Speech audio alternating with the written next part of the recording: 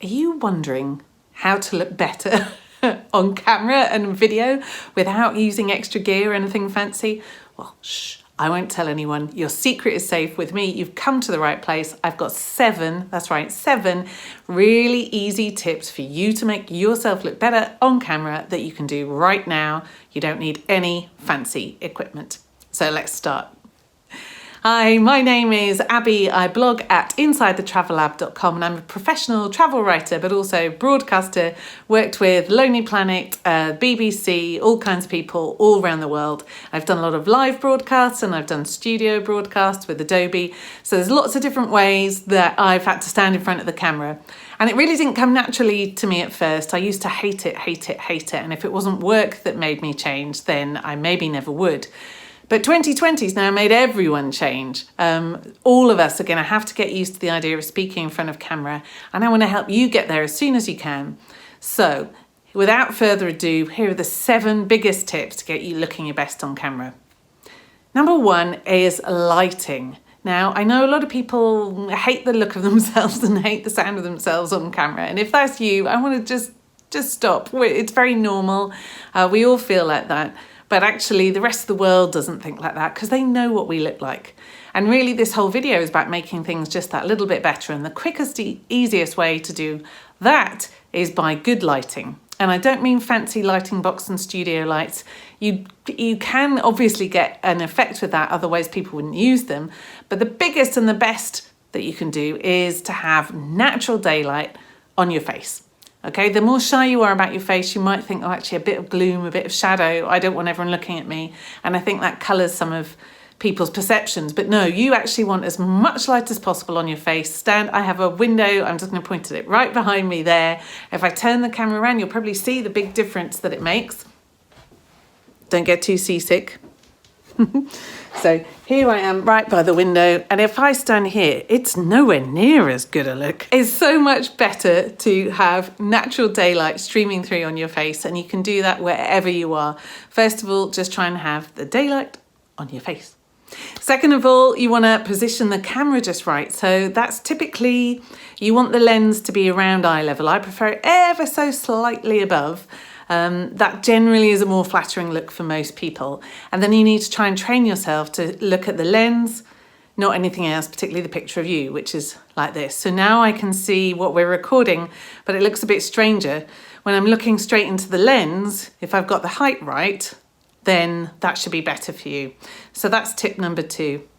Tip number 3 is your background. Now, you know, we're in a lockdown, in a pandemic, we've got a lot of restrictions, but ideally your background really wants to match the theme of your video.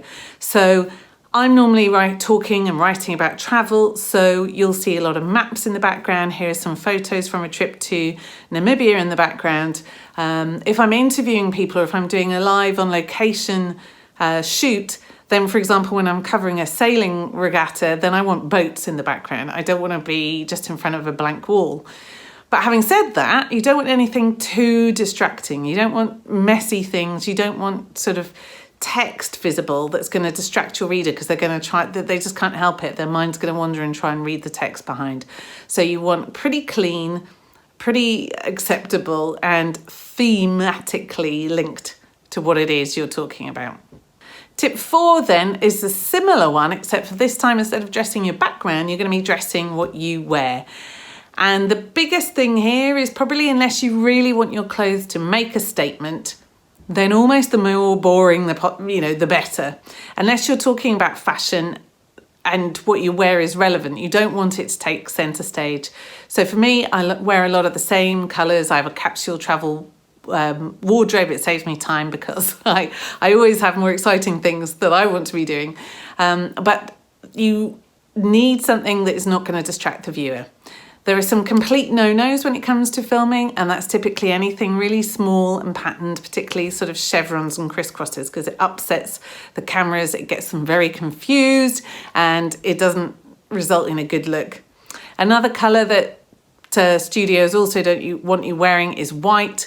Again, it can upset their light balance. But if you happen to have those, or if you're on the road and you're interviewing somebody, which I am doing often, then if you can't help it, you can't help it. But if possible, you know, even if you're looking for a spectator to give a response, try and find somebody whose clothes aren't going to ruin it.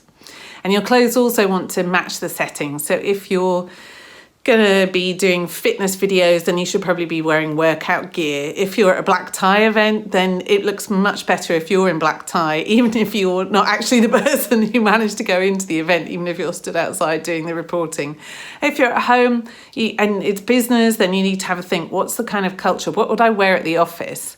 And wear that, okay? Because if people are expecting, they'd normally see you in the office in a suit, but now on your Zoom call, you're pitching up in a, you know, tracksuit trousers, t-shirt combo, you've just given up because it's lockdown and who cares, and you haven't got dressed and washed, then people are going to, you know, see that, notice that, they're not going to be too impressed.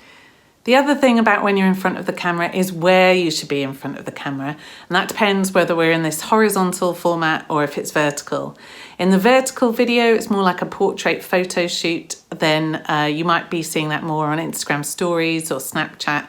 Then you want your eyes about 2/3 from the top and the rest of your face in the middle.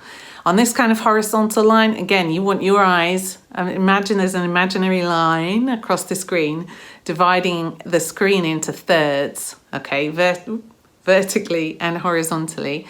You want your eyes ideally around the intersection of one of those rules of thirds.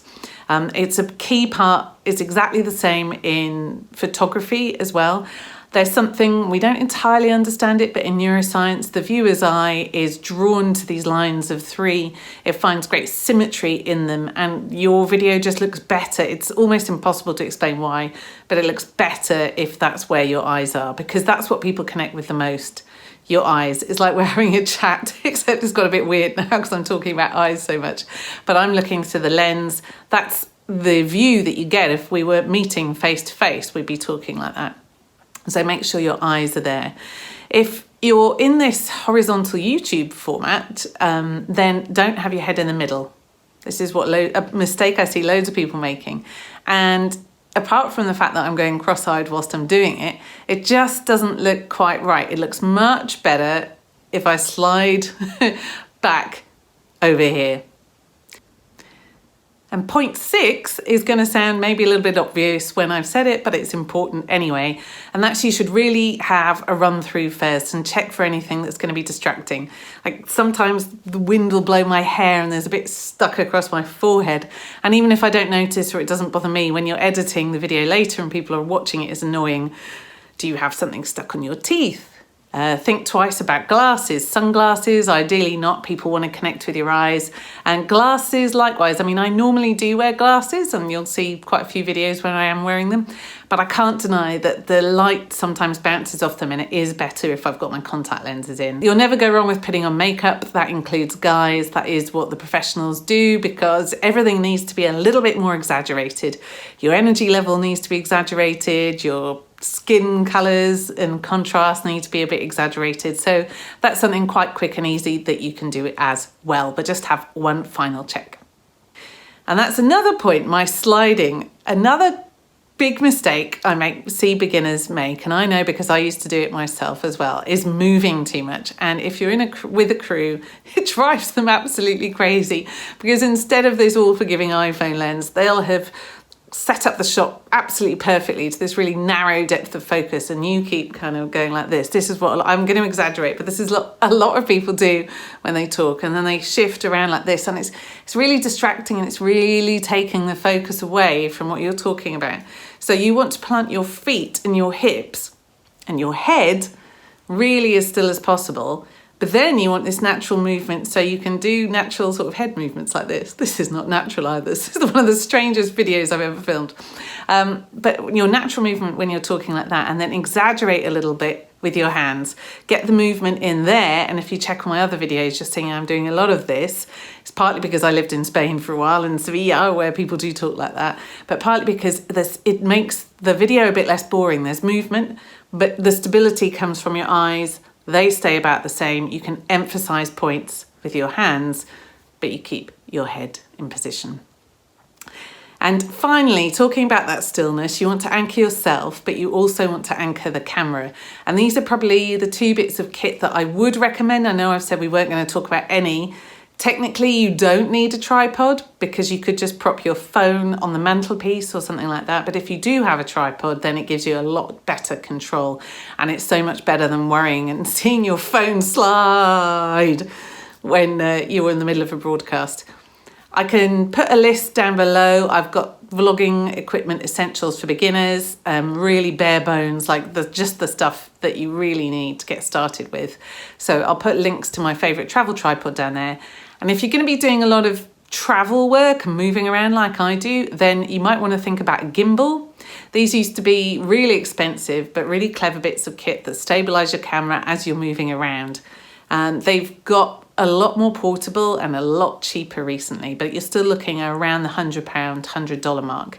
So I'll put my links to that below, but you want movement from the things you want people to see. So if that's a talking head, it might be hands or facial expressions. If you're out and about, you want movement being deliberate, you know, the birds taking off into the sky or the plane or amazing piece of sport. You don't want viewers confused by the fact that everything's wobbling around in the camera frame. So there you go. Those are my 7 top tips for easy ways that you can look better on camera. A little bit about you, but mostly about your camera setup. But if I could reiterate something, it's do not let how you look on camera put you off from making videos and getting on in this world. Because if you manage to talk to a human being, you can talk to camera. We worry about how we look more than anyone else, I think. So don't let that worry you. So that's it. That's 7 ways to look better on camera. Do watch out for the next bit in the training. You can join by email. It's free. You can unsubscribe at any time, but we can let you know then when the training videos are ready.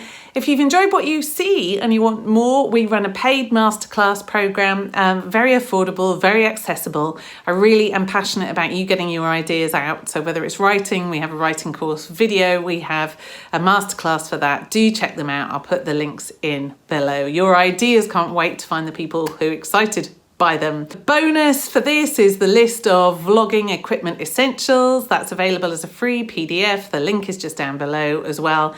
And I hope you found that helpful. We absolutely love making these and it's great to connect with you. Let me know in the comments whenever you're up and running with your own videos. I'd love to check them out and see where this adventure takes us.